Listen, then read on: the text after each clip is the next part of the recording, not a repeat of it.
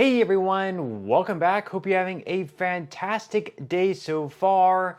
So this just in, the latest projection for the next Social Security increase has just been announced. In today's video, we are going to be breaking down everything that you need to know and what your increase would be looking like. But before we go ahead and dive into for today, if you would like to receive up to $200 in free stock or $200 in free cash, in a pinned comment below, I will be leaving a link to Robinhood. All you have to do is once you click on that link is just sign up for a free account and then simply link your bank account. You do not even have to make an opening deposit. At that point in time, Robinhood will be sending you one free stock worth all the way up to $200. And if you'd really just have the cash, all you have to do is once you receive the free stock is just sell it for what it's worth and then transfer the cash value right back to your bank account.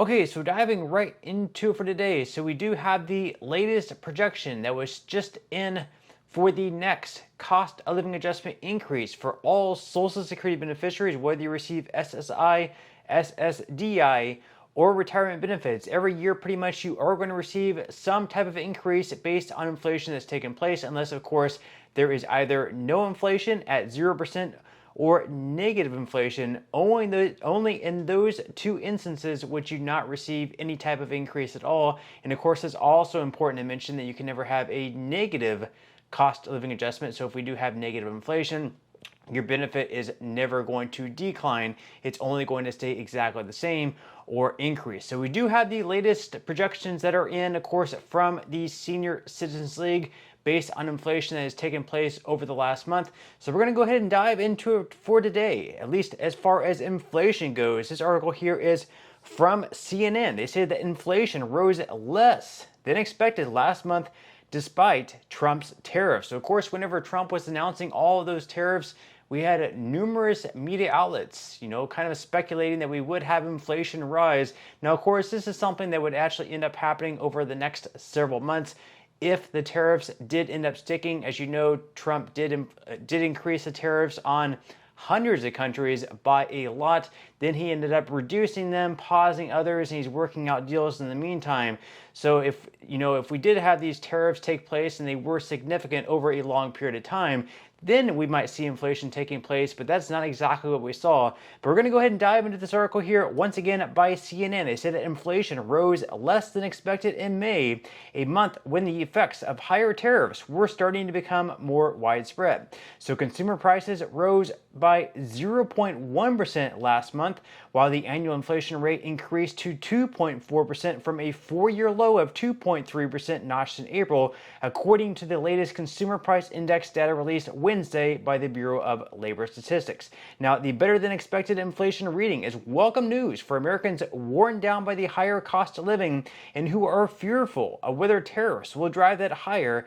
However, while the tariff impacts weren't prevalent in Wednesday's report, the latest CPI was lightly pockmarked with potential indications of price hikes and weaker consumer demand. So people were kind of looking at those tariffs thinking like, uh-oh, are we going to relive 2021, 2022 all over again whenever we were experiencing inflation of, 8.7% officially. Although if you looked at actual price tags, some prices actually went up by 50%, some by even as much as 100% or even more than doubled as far as the price goes.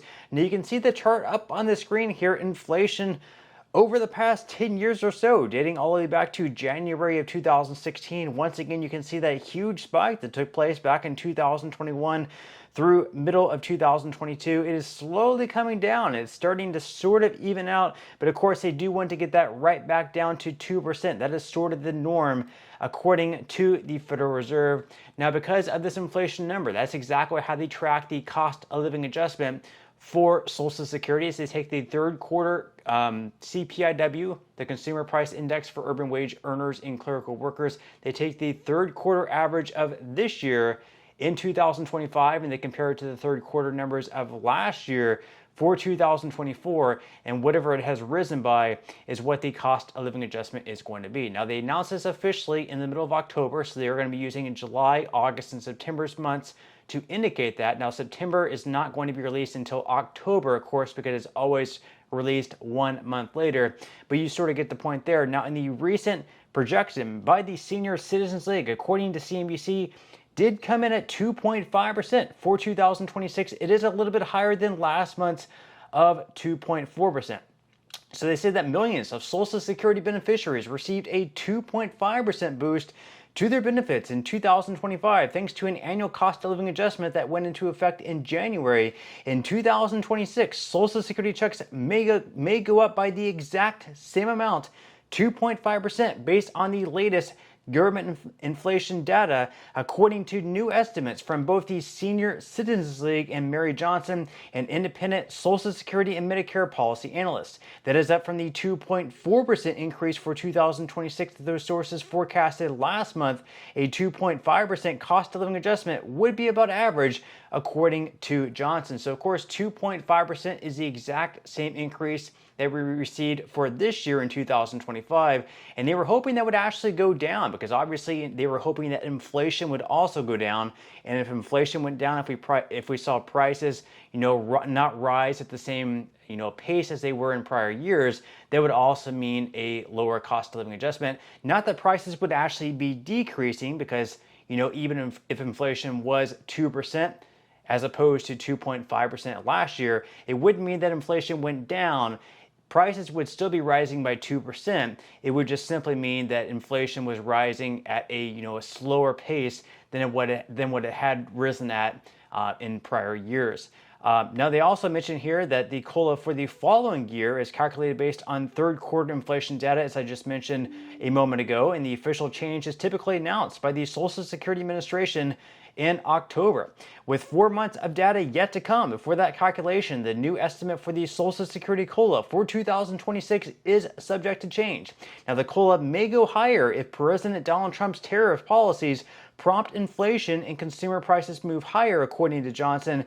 Broadly, the consumer price index rose less than had been expected in May, with an annual inflation rate of 2.4%, showing limited impact from Trump's tariff policies. Now, certainly, inflation could rise by the time it's announced in October. It could always go down, but at this point, there's not going to be a lot of changes that take place.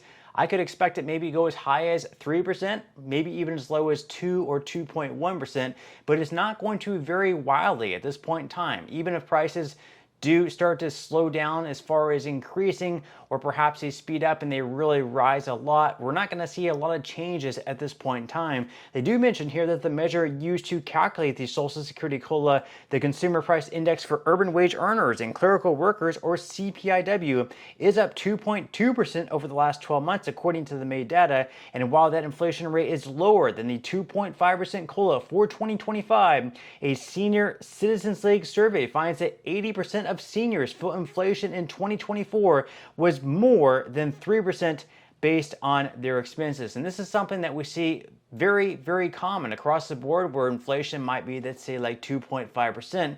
But according to most people, whether it's someone receiving Social Security or someone that's still in the workforce, not yet at the age to start claiming Social Security, they feel, just based on their pocketbooks, going to the grocery store, going to the gas station, just their usual expenses, they feel that they're spending a lot more than 2.5%. So this is very, very common.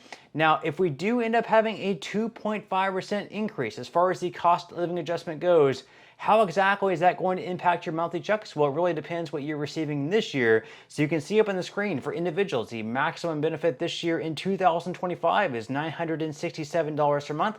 And then for couples, the max benefit is $1,450 per month. If we do have a 2.5% COLA in 2026, the individual max benefit is going to get lifted up to $991 per month, and then the max benefit for couples is going to get boosted up to $1,486 a month. And then as far as all retired workers, you can expect the 2026 average benefit to get lifted up to $2,025 a month. And then for age couples, both receiving benefits, you can expect their benefits to get lifted up to $3,166 a month. And then as far as all disabled workers, this year on average, the average benefit is right around $1,580 that is going to get lifted up by right around $40 with a 2.5% COLA in 2026, up to $1,620. So with that said, leave your thoughts and comments below. What would you think about a 2.5% COLA in 2026? Do you feel like it would be just about right? Do you feel like it should be higher? Leave your thoughts and comments below, but that's all we have for today's video, and I will see you in the next one.